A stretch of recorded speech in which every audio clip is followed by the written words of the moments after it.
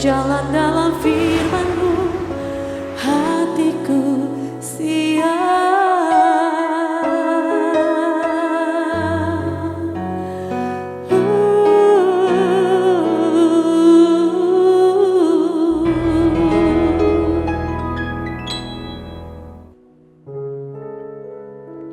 Salam, God lover yang dikasihi oleh Tuhan Yesus Kristus. Senang kita boleh kembali bersama-sama dalam program Raise and God. Kita akan bersama-sama menikmati hadirat Tuhan lewat pujian, penyembahan, sharing firman, dan doa kita. Kita percaya ketika kita berada dalam hadirat Tuhan, ada sukacita, ada ketenangan, ada kelegaan. Bahkan ketika kita membawa pergumulan-pergumulan kita, maka Tuhan akan juga memberi kelegaan di hati kita supaya kita kuat menanggung segala perkara, bahkan kita akhirnya boleh menemukan jalan yang dari Tuhan. Tuhan Yesus berkata kepada kita, "Marilah kepadaku semua yang letih lesu dan berbeban berat, aku akan memberikan kelegaan kepadamu." Mari kita hampiri Tuhan dengan iman kita. Kita bersatu dalam doa. Bapa di surga, kami bersyukur karena anugerah-Mu lah yang membuat kami dilayakkan menghampiri tata kasih karunia Tuhan, menyembah Tuhan, dan memberikan korban syukur kami kepadamu. Biarlah Tuhan berkenan dengan setiap pujian penyembahan kami, dan kami sangat percaya firman-Mu akan menerangi hati dan pikiran kami, sehingga kami semua boleh diperbaharui, dibentuk, dan diarahkan kepada jalan-jalan Tuhan. Kami juga sangat percaya ada kelegaan, ada sukacita yang akan kami nikmati ketika kami ada di dalam hadirat-Mu. Nyatakan Bapa kehadiran-Mu kepada setiap kami semua, sehingga kami sungguh-sungguh mengalami ketenangan di dalam Yesus Kristus. Dalam nama Tuhan Yesus kami berdoa. Amin. Haleluya. Engkaulah kekuatan kami Tuhan, tempat perlindungan dalam hidup kami. Terima kasih Tuhan.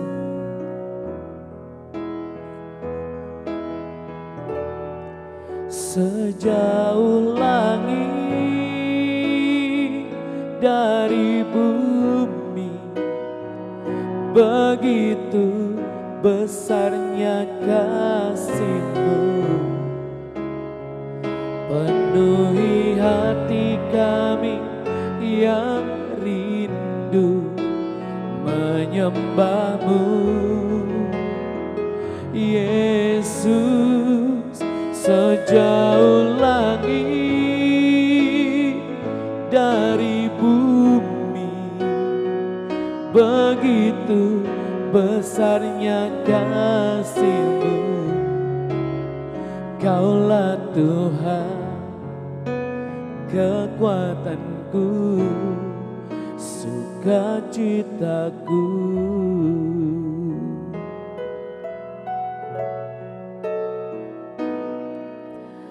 Engkaulah kekuatanku, tempat perlindunganku. Saat badai menerpa,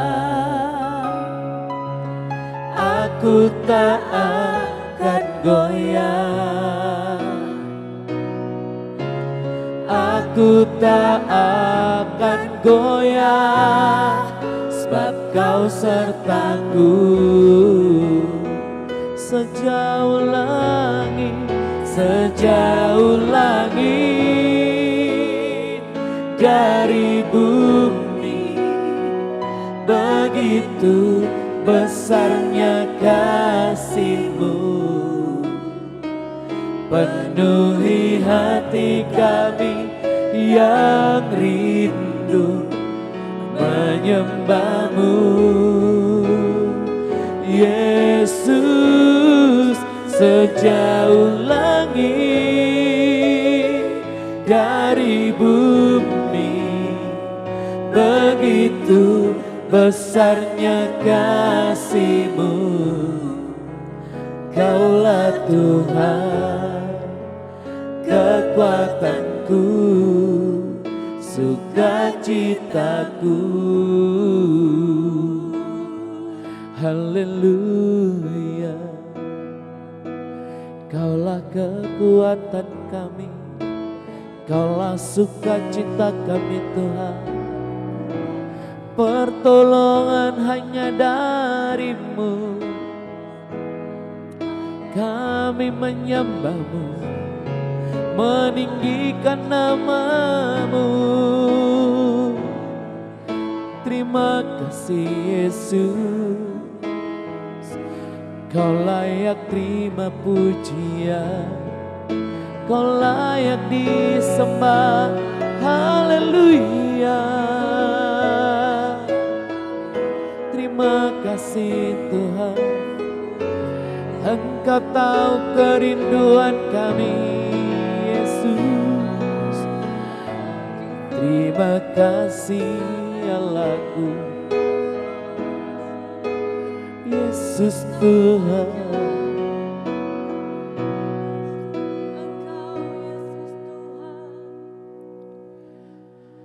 Saat kau perlu Tuhan tahu, saat kau minta Tuhan dengar, saat percaya Tuhan bekerja, saat menangis Tuhan tahu, saat berdoa Tuhan dengar, saat bersyukur Tuhan berkati. Saat kau perlu Tuhan tahu, saat kau minta Tuhan dengar, saat percaya Tuhan bekerja, saat menangis Tuhan tahu, saat berdoa Tuhan dengar, saat bersyukur Tuhan berkati.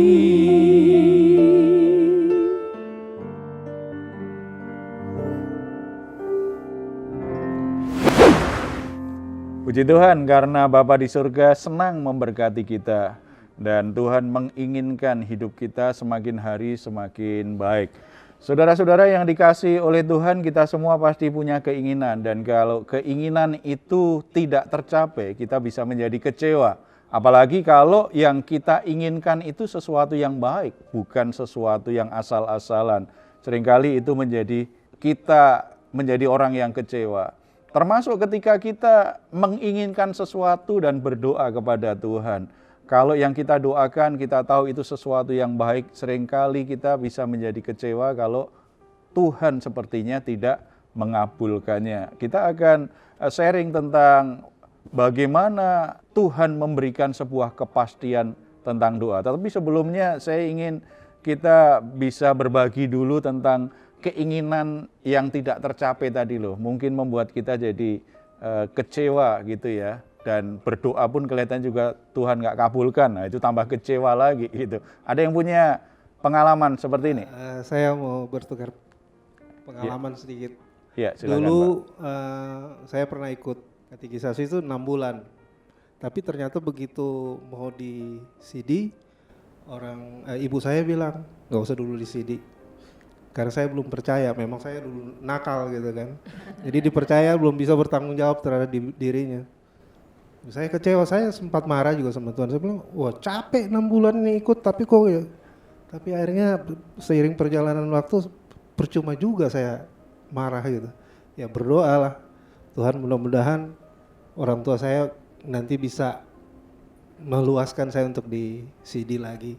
Akhirnya dibolehkan, tapi harus ikut lagi katekisasi selama 6 bulan. Jadi setahun 2 bulan. Ya udahlah kita lewatin. Akhirnya bisa di sini. Ya itu kira-kira pengalaman. Iya. Karena 2 kali ikut katekisasi pasti hasilnya cum laude itu. Ya. Padahal itu keinginan yang baik kan, ingin di CD gitu kan, orang tua seneng lah ya, ingin dibaptis, anaknya ikut katekisasi, kelas persiapan untuk baptisan, orang tua kan pasti seneng. Dan sebagian orang tua bahkan menanti-nantikan kapan katekisasi anakku selesai, lalu ketika anakku di CD atau dibaptis bisa mengantarnya, itu kan kebanggaan orang tua ya. Tetapi memang apa yang diharapkan nggak tersampai, nggak kejadian seperti itu ya mungkin bisa jadi kecewa memang ya, 6 bulan belajar terus. Ya, tetapi pasti ada sesuatu yang baik lah yang orang tua lihat gitu ya. Dan puji Tuhan karena Pak Theo setelah itu kan tidak larut terus hal itu, sebab ada orang yang begitu kecewa dengan orang tua karena mau rajin ke gereja aja kok dilarang-larang, akhirnya justru meninggalkan Tuhan sekalian gitu kan. Tapi puji Tuhan, Pak Theo bahkan semakin mengasihi Tuhan lewat perjalanan itu ya, akhirnya semakin mengenal Tuhan. Baik, kita akan lihat kebenaran firman Tuhan. Kita percaya bahwa Tuhan itu berjanji akan menjawab doa-doa kita. Kita sangat percaya, makanya ada banyak orang menjadi kecewa ketika dia berdoa kok Tuhan sepertinya tidak menjawab, tidak mengabulkannya. Bahkan tidak hanya sekedar berdoa, ditambah dengan puasa juga, berharap Tuhan itu mengabulkan doa kita. Tapi tetap aja ternyata kok belum dijawab oleh Tuhan. Sebagian orang Kristen akhirnya kecewa, berhenti berdoa. Bahkan kadang-kadang sudah males juga beribadah karena kecewa dengan Tuhan. Mereka berpikir bahwa doa itu sebagai alasan untuk mengatur Tuhan. Ini yang buat orang jadi kecewa. Jadi kepastiannya semakin kamu sering berdoa, Tuhan wajib memenuhi saya. Jadi kepastiannya didasarkan pada usaha manusia. Semakin rajin berdoa, Tuhan semakin wajib untuk memenuhi doa-doa saya. Keinginan yang saya panjatkan, permohonan yang saya panjatkan melalui doa-doa saya. Ini kan doanya orang-orang seperti anak manja yang menuntut kan. Jadi kalau saya rajin, orang tua wajib memenuhi apapun yang saya minta. Lupa bahwa kepastian itu dasarnya dari kedaulatan Tuhan. Tuhan yang berdaulat memastikan doa kita akan dijawab atau tidak. Makanya kita perlu mengerti apa yang dikatakan firman Tuhan kalau kaitannya dengan doa, kaitannya dengan kepastian di dalam doa-doa yang kita panjatkan di hadapan Tuhan. Lalu Pak, ada nggak sih prinsip-prinsip doa yang harus kita praktekkan supaya Tuhan menjawab doa-doa kita gitu. Jadi ada kepastian gitu bahwa Tuhan menjawab doa kita. Ada banyak sekali di Alkitab, sebenarnya kita banyak sekali pelajari ya prinsip-prinsip doa ya. Tetapi kita lihat aja satu bagian dari Matius pasal 7 ayat 7 sampai 11. Tuhan Yesus berkata seperti ini. Mintalah maka akan diberikan kepadamu, carilah maka kamu akan mendapat, ketoklah maka pintu akan dibukakan bagimu. Karena setiap orang yang meminta menerima dan setiap orang yang mencari mendapat dan setiap orang yang mengetok baginya pintu dibukakan. Adakah seorang daripadamu yang memberi batu kepada anaknya jika ia meminta roti atau memberi ular jika ia meminta ikan? Jadi jika kamu yang jahat tahu memberi pemberian yang baik kepada anak-anakmu, apalagi Bapamu yang di surga, Ia akan memberikan yang baik kepada mereka yang meminta kepadanya. Ayat 11 ini perlu kita perhatikan, kita yang jahat saja tahu memberi yang baik. Bahkan ketika permohonan anaknya itu salah, dia tidak akan penuhi itu, tetapi dia akan berikan yang baik kepada anaknya. Manusia yang tidak sempurna bahkan dikatakan kamu yang jahat, manusia yang jahat saja tidak akan memberikan sesuatu yang tidak baik kepada anak-anaknya. Apalagi Bapa di surga. Berarti kepastiannya itu dari siapa? Bukan yang meminta. Kepastiannya itu dari yang akan memberi. Dari orang tua. Ini kalau anak ya. Dan kalau doa berarti dari Tuhan. Ada beberapa hal kita bisa perhatikan.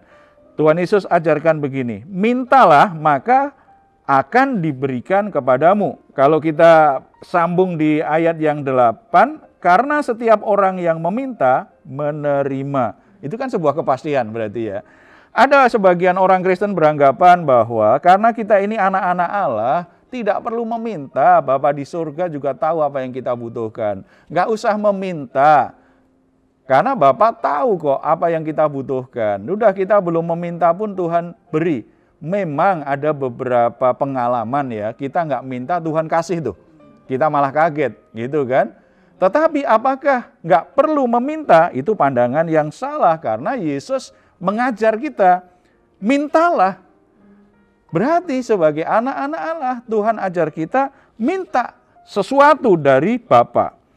Ada dua alasan kenapa kita harus minta. Yang pertama, orang yang meminta itu menunjukkan bahwa dia mempercayai Allah dan menyerahkan hidupnya kepada Dia. Kalau kita tidak percaya seseorang, kita tidak akan minta pertolongan kepada dia. Tetapi karena kita percaya, kita minta tolong kepada sesama manusia yang kita tahu kekuatan kemampuannya terbatas saja. Kalau kita mempercayai dia, kita minta tolong. Apalagi kepada Bapa di surga. Kalau kita sungguh-sungguh percaya bahwa Bapa kita di surga itu Bapa yang maha sempurna, yang mengasihi kita, yang bisa kita andalkan, maka untuk menunjukkan bahwa kita percaya kepada Dia, minta. Apa yang kita butuhkan? Apa yang menjadi pergumulan kita? Minta kepada Bapa. Itu alasan pertama, itu menunjukkan iman kita. Semakin kita percaya kepada Bapa, semakin sering kita minta belas kasihan, minta pertolongan, minta pimpinannya, minta hikmat dari Tuhan. Semakin kita percaya, kita akan semakin lakukan itu. Yang kedua, Allah ingin kita itu menyadari kebutuhan kita.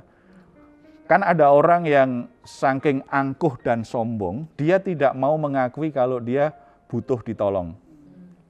Kita mungkin pernah ketemu orang-orang semacam itu. Tidak pernah minta bantuan orang lain karena dia malu kalau ketahuan dia punya kebutuhan.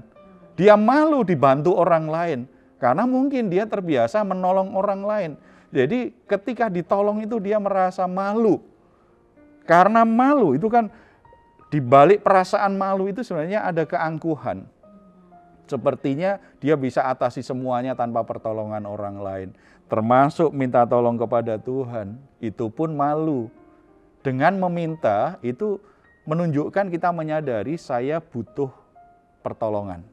Saya punya sebuah kebutuhan dan saya membutuhkan pertolongan dari Tuhan. Semakin kita berdoa dengan rendah hati minta pertolongan, karakter kita itu dibentuk oleh Tuhan. Coba kita akan ketemu orang-orang yang kalau ada masalah apa saja, sebelum membuat keputusan, sebelum memilih sesuatu, sebelum melakukan sesuatu, dia awali berdoa dulu. Ketika dia alami masalah, situasinya sulit, dia berdoa dulu. Dan ketika ketemu saudara seimannya, bantu doa ya. Ini situasinya berat, kelihatannya aku nggak mampu ini. Aku sangat tertekan sekali. Kita akan perhatikan orang-orang seperti itu, perjalanan imannya, perjalanan rohaninya makin lama, karakternya semakin rendah hati. Karena dia semakin sadar ada banyak hal yang dia tidak bisa atasi sendiri. Dia butuh bantuan. Belajar rendah hati. Doa itu membuat kita jadi dikikis kesombongan kita. Karena kita jadi menggantungkan hidup kita kepada Tuhan. Bukan menggantungkan semua masalahnya dengan diri sendiri. Merasa mampu mengatasi semuanya. Itu alasan mengapa kita harus meminta kepada Tuhan. Jadi jangan malu meminta kepada Tuhan. Bapa di surga senang kok dengar kok. Ya. Saya punya anak, salah satu kebanggaan saya sebagai seorang ayah apa? Kalau anak saya cerita kepada saya rencana-rencananya, kemudian Pak bisa bantu enggak Pak? Sebagai ayah bangga, karena anak saya masih butuh saya. Anak saya percaya saya bisa menolong dia. Bahkan kadang-kadang karena anak saya sudah mulai besar ya, sudah mulai remaja, pemuda, mereka kadang-kadang cerita hanya sekedar sharing, minta masukan. Kemudian saya tanya, apalagi yang bisa Papa bantu? Nggak usah Pak, ini cukup. Itu saja saya juga bangga, karena anak saya tetap percaya kepada saya, padahal punya banyak kemampuan. Tetapi saya sangat sedih hati kalau anak saya nggak pernah cerita masalahnya dan tidak pernah minta bantuan. Saya tanya, Papa perlu bantu apa? Nggak usah, semua bisa aku urus sendiri. Papa kan nggak mampu lah nanti. Papa nggak sanggup lah mengatasi ini, malah stroke saya yang pusing. Saya malah sedih. Kok sepertinya saya tidak dibutuhkan anak saya lagi. kebanggaan seorang bapak itu kalau anak-anaknya bercerita masalahnya dan percaya bahwa dia sebagai bapak, dia bisa menolong dia. Bapak di surga begitu bangga ketika kita cerita, kita sadar kita punya kebutuhan, punya keterbatasan, kita mengandalkan dia betul. Kita berserah betul kepada dia. Jadi jangan malu untuk minta. Tetapi baru malu kalau pekerjaan kita hanya meminta-minta terus. Itu beda ya, itu males gitu ya. Maksudnya ini kan minta dalam doa, gitu ya. Kemudian yang kedua, carilah maka kamu akan mendapat. Itu di ayat 7 tadi kan, carilah maka kamu akan mendapat. Setiap orang yang mencari, mendapat. Ada sebuah kepastian. Kalau kita mencari ya akan ketemu apa yang kita cari. Ini sebagian orang Kristen juga beranggapan bahwa berdoa itu nggak perlu lagi. Nggak perlu lagi. Ada loh orang-orang Kristen yang akhirnya memang nggak suka berdoa. Alasannya Bapa di surga tahu kok yang saya butuhkan kok. Gitu kan. Dan dia merasa tidak perlu berdoa lagi. Karena orang yang nggak pernah berdoa aja kelihatannya baik-baik saja hidupnya tuh. Mereka mulai membandingkan hidupnya dengan orang-orang yang jauh dari Tuhan. Orang-orang yang tidak cinta Tuhan. Mereka nggak berdoa kok kelihatannya mulus-mulus saja tuh perjalanan hidupnya. Sementara orang Kristen yang rajin berdoa masalahnya banyak. Jadi sebenarnya nggak perlu berdoa. Ini juga sesuatu yang salah, memahami kebenaran Tuhan. Memang Allah sebagai pencipta punya berkat untuk semua manusia, baik percaya kepada Dia atau tidak, baik yang berdoa kepada Dia atau tidak.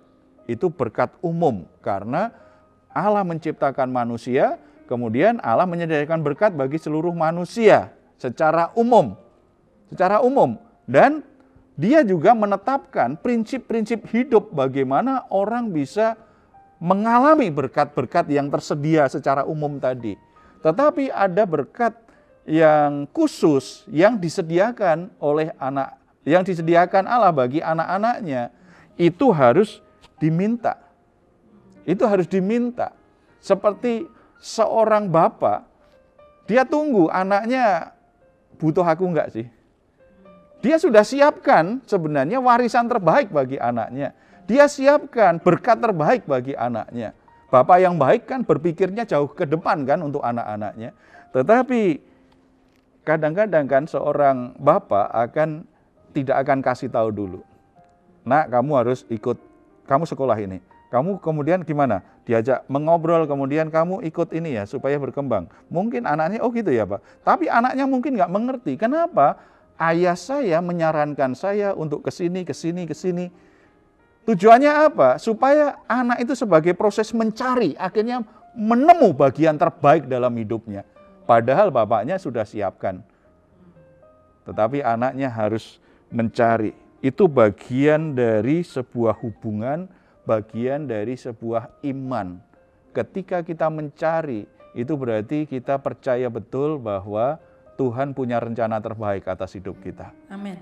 Tuhan punya sesuatu yang indah bagi masa depan kita. Amin. Tetapi kan rancangan Tuhan itu misteri bagi manusia. Kalau kita sungguh-sungguh percaya bahwa Bapa di sorga itu Bapa yang punya rencana terbaik, kita harus mencari wajah Tuhan. Kita harus mencari apa yang Tuhan sedang siapkan dalam hidup saya. Kita kan harus bertanya seperti itu ya. Itu wujud kita sungguh-sungguh percaya akan janji Tuhan, akan jalan-jalan Tuhan ke depan. Kita akan cari. Dan yang ketiga, ketoklah maka pintu akan dibukakan kepadamu. Jadi orang menjadi kecewa karena sudah berdoa kok sia-sia, nggak ada jawabannya. Sudah berdoa sekian lama tapi Tuhan nggak jawab-jawab. Kita harus tahu bahwa ketika kita berdoa, ada beberapa kemungkinan Tuhan menjawab. Mungkin Tuhan berkata, ya. Begitu ya, belum tentu langsung diberi. Tetapi tunggu, waktunya belum sampai. Tetapi Tuhan juga punya hak untuk berkata, tidak. Aku tidak akan berikan itu anakku. Itu enggak cocok untuk kamu. Aku sudah siapkan yang lebih baik dari itu. Tetapi kita kadang-kadang kan mental anak manja, apa saja yang kita minta, kita paksa Tuhan harus menjawab kita. Berhenti jadi orang Kristen yang manja, tapi jadi orang Kristen yang sungguh-sungguh percaya akan kedaulatan Tuhan yang tidak terbatas, termasuk menjawab doa kita atau tidak. Tetapi kepastiannya kita miliki karena Bapa di surga sangat ingin sekali menolong kita, memberkati kita, dan menjadikan hari-hari di depan kita menjadi hari-hari yang terbaik, di mana rancangan Tuhan tergenapi dalam hidup kita. Kita berdoa. Bapa di surga, kami bersyukur karena dalam Yesus Kristus kami boleh menghampiri Engkau tanpa perasaan takut. Bahkan Engkau memberi kami kuasa menjadi anak-anak Allah, di mana kami boleh menyapa Engkau, di mana kami boleh menaikkan doa-doa kami, mengajukan permohonan kami kepadamu, dan Engkau sudah memberi jaminan bahwa kalau kami berdoa dengan iman di dalam Yesus Kristus, dan kami berdoa sesuai dengan apa yang Tuhan tetapkan, Tuhan akan menjawab doa kami. Ampuni kami Tuhan kalau kami memaksakan keinginan-keinginan kami. Tetapi kami saat ini sungguh percaya ketika kami berdoa Tuhan merespon kami. Tetapi ada kalanya Tuhan berkata, tidak anakku, karena itu bukan yang terbaik bagimu. Aku sudah merancang yang lebih baik. Engkau harus sabar menunggu. Biarlah kami boleh mengerti apa yang Tuhan sudah siapkan bagi kami. Ada kalanya Tuhan juga berkata, ya, lalu kami mulai berpikir bahwa semua yang kami doakan langsung terpenuhi. Padahal Tuhan sedang berkata, ya aku akan kabulkan, aku akan penuhi doamu. Tetapi tunggu, waktunya belum tiba. Biarlah kami semua hari demi hari semakin peka dengan kehendak Tuhan. Kami semakin memahami bagaimana Tuhan merespon doa-doa kami. Roh Kudus beri kami kepekaan hari demi hari untuk mengerti jalan-jalan Tuhan. Tuhan juga berikan kami keteguhan, iman, tidak mudah kecewa, tidak mudah goyah iman kami. Terus berharap dan terus yakin bahwa segala sesuatu yang jadi kebutuhan hidup kami untuk bertumbuh dalam Tuhan, sebenarnya Tuhan sudah siapkan, Tuhan sudah penuhi. Bapa di surga, hamba-Mu berdoa untuk saudara-saudara yang sedang mengalami kekecewaan. Karena pergumulan doa mereka sekian lama, sepertinya Tuhan tidak menjawab. Bahkan ada yang mulai berpikir, tidak ada gunanya aku terus beribadah, tidak ada gunanya aku terus melayani. Tapi biarlah Roh Kudus saat ini kembali membangkitkan iman dan pengharapannya. Biarlah firman Tuhan membebaskan mereka dari kekecewaannya dan kembali mengobarkan imannya kepada Tuhan.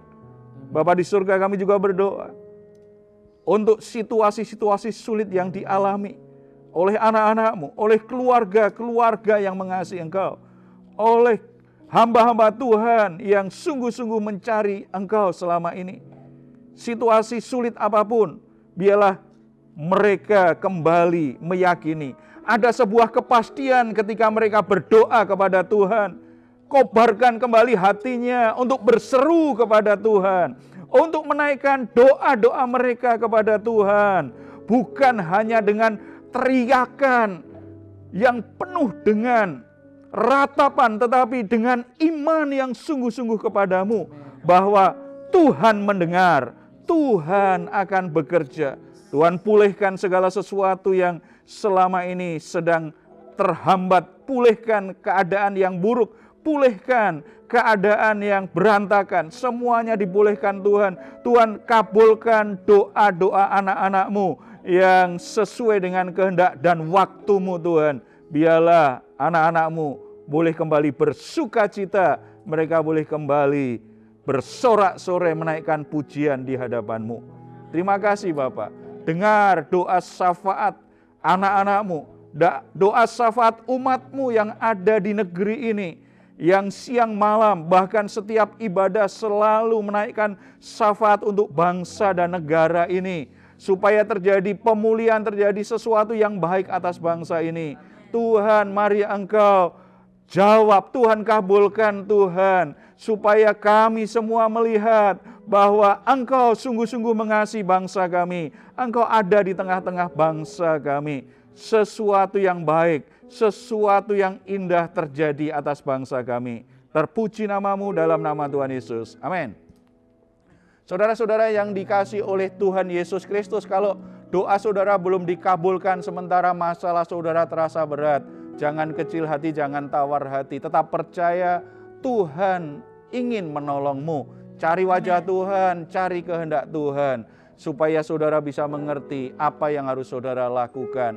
Kalau saudara membutuhkan pertolongan, membutuhkan dukungan doa, saudara jangan segan-segan untuk menuliskan pergumulan doa saudara. Tuliskan di nomor yang tercantum di layar saudara. Tim doa kami akan berdoa untuk saudara-saudara supaya anugerah Tuhan itu boleh dinyatakan kepada saudara semua. Kalau saudara ingin memberikan komentar, silahkan menuliskannya di ruang komentar di channel Diaspora TV. Kami tunggu. Mazmur 4 ayat 8 sampai 9. Engkau telah memberikan sukacita kepadaku lebih banyak daripada mereka ketika mereka kelimpahan gandum dan anggur. Dengan tentram aku mau membaringkan diri lalu segera tidur. Sebab hanya Engkaulah ya Tuhan yang membiarkan aku diam dengan aman. Selamat malam, selamat beristirahat. Tuhan Yesus memberkati kita semua. Amin.